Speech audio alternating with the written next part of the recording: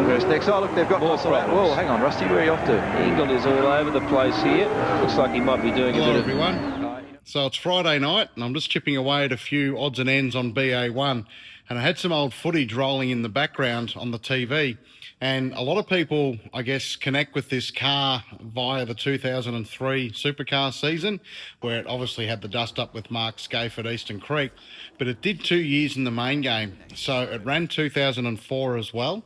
And it was quite interesting because coming into the 2004 season, there was a suspended sentence hanging over Skaife and Ingall over what happened at Eastern Ambrose's biggest threat may come from within the Stone Brothers garage. Teammate Russell Ingall wants to prove a point in his second season with Ford, but he'll have to tread carefully. The much publicised race rage incident with Mark Skaife has the fans eagerly awaiting their first on-track encounter. If either incurs the wrath of officials again this year, they could be sidelined for 3 events. The Stone Brothers think that Russell might have gone into the season just pulling it back a little bit. Now, you'll know in the 2003 season, BA1 was the first V8 supercar, or first BA V8 supercar to win a race, and that was at Albert Park in 2003. And he went on to really dominate that weekend. Got in contact with some Walkinshaw cars. It all got fairly ugly. So rolling into 2004, you'd expect a similar result, but it was a lot tougher for BA1 and Russell at that event, although he did manage to come in contact with a Walkinshaw car again, and certainly the suspended sentence did nothing to curb his aggressive racing style. Aggravation, will they get through here? Just side-by-side action for Max Wilson, I believe, with Todd Kelly, or is it Radisich? Radisich, yes.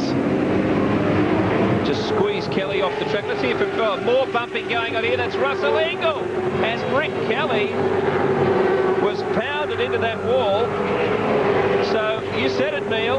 They are fair dinkum out there. Yeah, don't think for 1 minute it's got anything to do with points. Actually, that's huge damage. He needs to stop it. But here's a replay of the Ingall-Rick Kelly incident, and Ingall tried to go up the inside. They got side by side, and Kelly ends up in the wall at turn 16, and that's pretty big damage on that car. That'll be a pretty big job for the...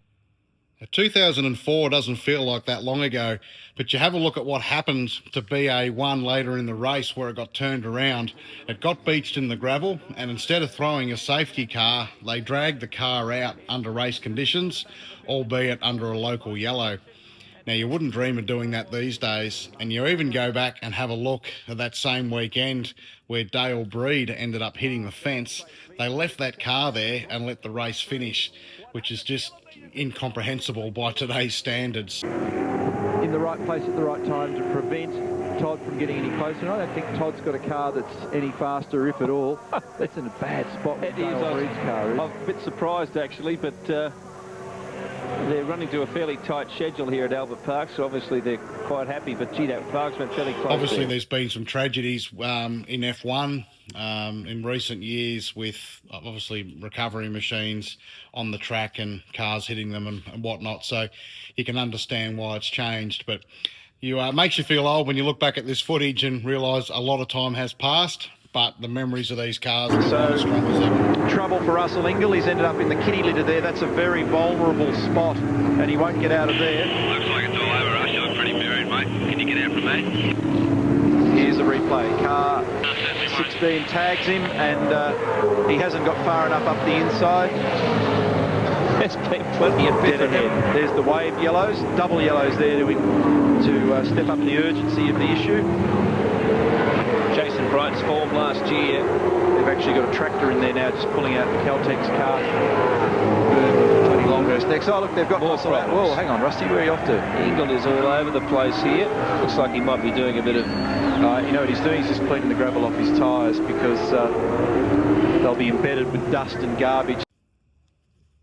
So we'll chip away here tonight. We'll have a members update out shortly, which involves FTR3, and we finally have a date locked in to get the cage done on this car and an idea of how it's all going to happen. So stay tuned for that one, members. You'll get briefed on that shortly in a separate video, and we'll get obviously some more servicing done on the Super Cheap Falcon as well. So we'll chip away here and get the normal Sunday night update put together and out as normal, and we'll have some extra little content popping up for our members and little bits and pieces as we go. So thanks again, everyone. I hope you have a good weekend, and we'll speak to you soon.